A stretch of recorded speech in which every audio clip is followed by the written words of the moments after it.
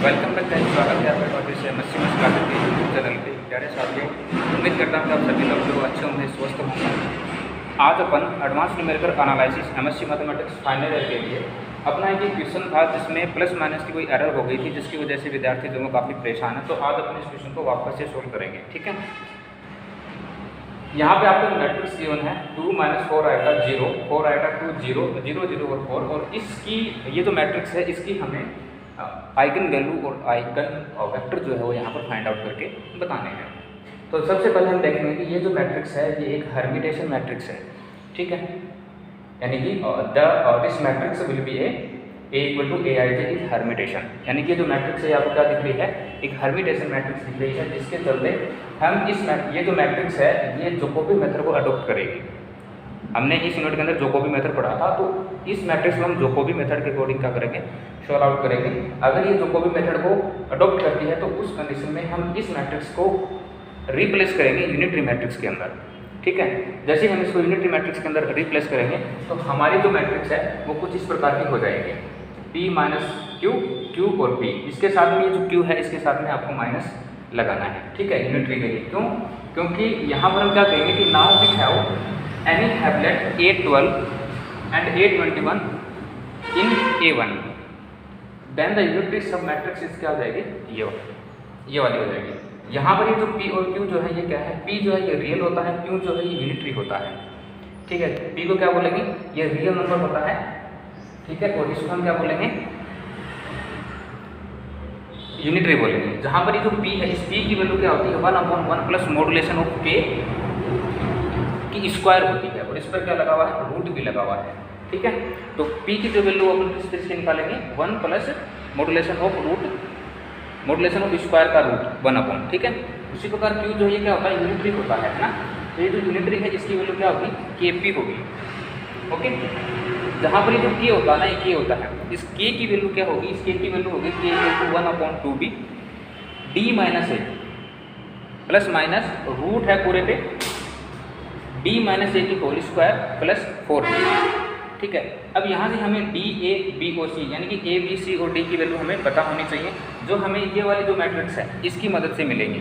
ठीक है, यहाँ पर अपन क्या करेंगे, ये जो मैट्रिक्स है इसकी वैल्यू हमारी जो मैट्रिक्स है, जो गिवन मैट्रिक्स हमें यहाँ से हम A, B और C की वैल्यू जो है यहाँ से निकालेंगे। अगर आप यहाँ पे देखेंगे तो A की वैल्यू क्या होगी 2, B की वैल्यू -4 आएगा, C की वैल्यू 4 आएगा और D की वैल्यू 2 होगी। ठीक है, ये आज सारी की सारी जो वैल्यूज हैं ये यहाँ से अपन इस मैट्रिक्स से वैल्यूज को उठाएंगे और इसके अंदर पुटअप करेंगे। यहाँ से ये जो मैट्रिक्स है हमें कौन सी वैल्यू देगी, A की वैल्यू देगी, B की देगी, C की देगी और D की देगी।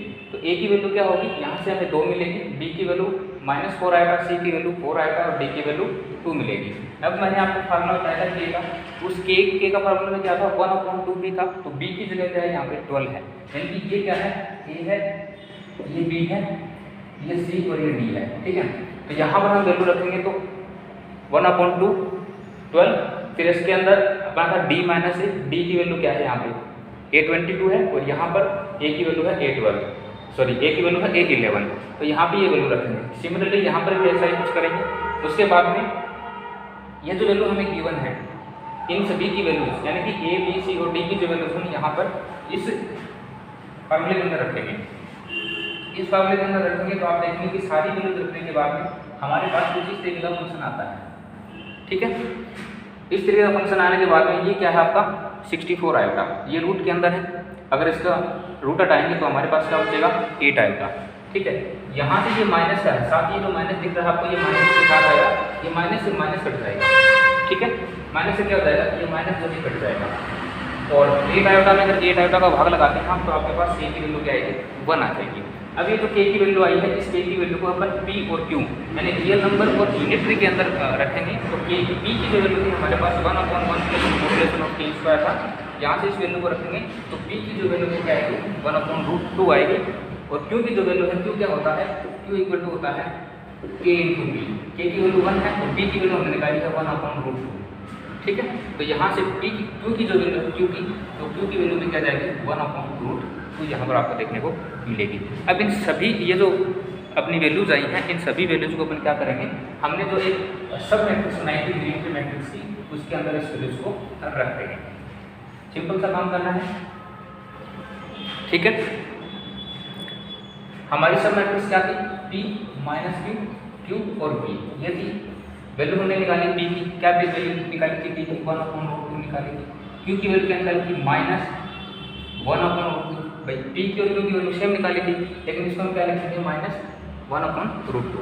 उसी प्रकार Q की वैल्यू क्या होगी, 1/√2 और P की वैल्यू 1/√2।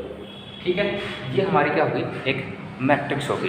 तो ये जो मैट्रिक्स हमारी बनी है, इस मैट्रिक्स के अंदर अपन क्या करेंगे, हमारी जो इसकी जो सब मैट्रिक्स थी वहाँ से हमने इस मैट्रिक्स को फाइंड आउट किया है।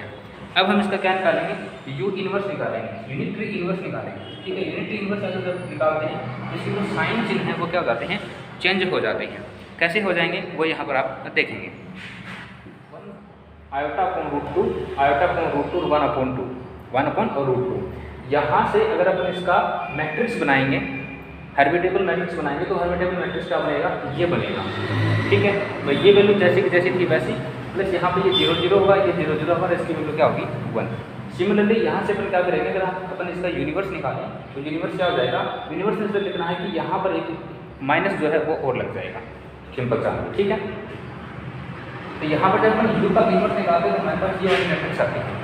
ठीक है, इस वाली मैट्रिक्स से अगर अपन हेर्मिटियन मैट्रिक्स बनाते हैं तो वो क्या बनेगी, ये वाली मैट्रिक्स बनेगी। कुछ नहीं करना, जिसमें भी ये 0 ये काम करना है। ठीक है, यहाँ पे ये 0 0 ये 0 0 1 जो लगाया है ये यहाँ पर हमने सेम लगाया है। उसके बाद अपन क्या करेंगे यहाँ पे, उसके बाद अपन सिंपल सा काम करेंगे, यहाँ पे यू इनवर्स ए यू निकालेंगे। ठीक है, क्या निकालेंगे, यू इनवर्स ए यू निकालेंगे, यू इनवर्स ए यू। तो यू इनवर्स की वैल्यू क्या थी, ये थी। ए क्या है, जो हमें गिवन मैट्रिक्स है वो है ये वाली होगी। यू हमने क्या निकाली थी, अभी यहाँ पर एक मैट्रिक्स निकाली थी यू, तो वो क्या है, ये वाली है, यहाँ पे हो जाएगा सिंपल। अब आपको क्या करना है, इनको आपस में मल्टीप्लाई करना है। यहाँ से एक वैल्यू मिलेगी आपको, उस वैल्यू को इसके साथ मल्टीप्लाई करना है, और ये सब करने के बाद में आपके पास फाइनल एक मैट्रिक्स बन जाएगी। और वहीं क्या होंगे, हमारी आइगन वैल्यूज आइगन वेक्टर्स होंगे।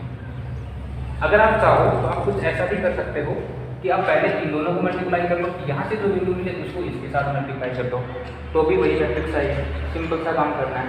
ठीक है, तो यहाँ से जब अपन इसको मल्टीप्लाई करके सोल्व करते हैं तो हमारे पास जो मैट्रिक्स आएगी वो क्या आएगी, 6 0 0 0 -2 0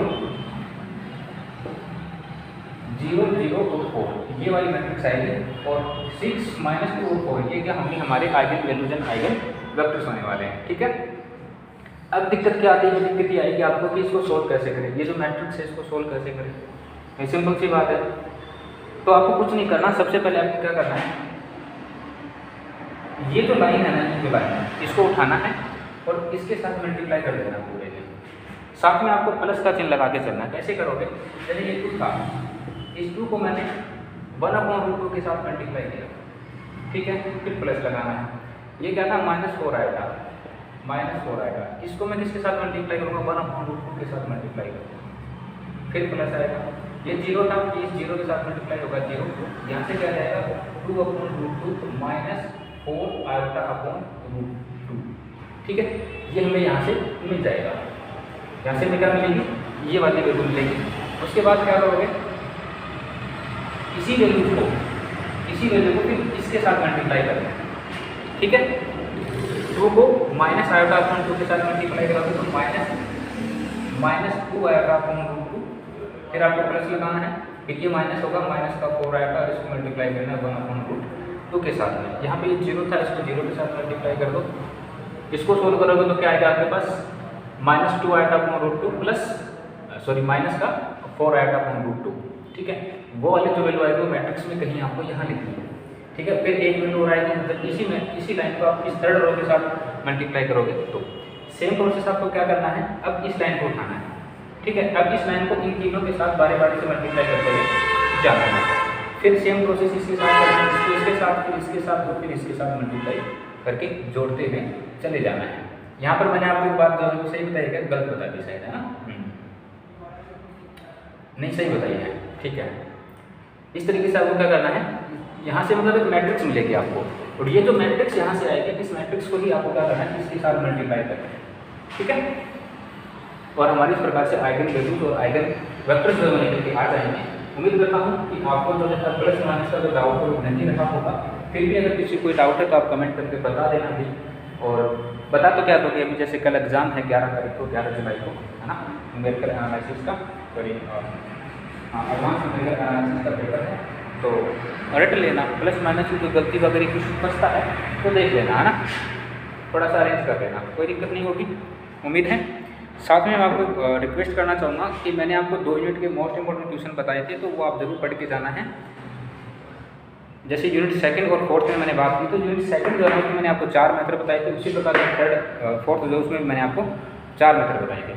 चारों मेथड्स को आपको पढ़ के जाना है, अच्छे से मेथड को पढ़ना है, प्लस उस पर बेस्ट एक एग्जाम्पल आपको करना है। जैसे ये सारी चीज़ें आप कर लोगे, आपका काम जो है वो बन जाएगा, ठीक है। अगर आप चाहो तो जैसे किसी एक यूनिट के चारों मेथड आपने पढ़ लिए और अगर चारों मेथड एग्जाम के अंदर आ जाते हैं तो बहुत अच्छी बात है, फिर आपको 2nd यूनिट में जाने की जरूरत है ही नहीं, ठीक है। अगर आप चारों मेथड आपको याद हैं, 4 में से अगर 3 मेथड में अगर आपके आ जाते हैं ना, तो भी आप चाहो तो 2nd यूनिट मत करना, यानी कि आप 30 मार्क्स जो है वहाँ से इजीली कैरी कर सकते हैं, ठीक है। और 30 मार्क्स का मतलब क्या है, 60 नंबर आप वहाँ से ले लोगे, सिंपल है। वो आपकी मर्जी है, आप किस हिसाब से करते हैं। अगर कोई विद्यार्थी कम पढ़ पाया है तो वो देख लेना, है ना। तो चलो आज के लिए इतना ही, थैंक यू सो मच। ये बोर्ड पर मेरा पहला एक्सपीरियंस था, इस तरीके से मैंने पढ़ाया है, मुझे कमेंट करके ज़रूर बता देना। हालांकि मैं बोर्ड पर पढ़ाता रहता हूँ, लेकिन आप लोगों के लिए जो है ये पहली बार था। आज के लिए इतना ही।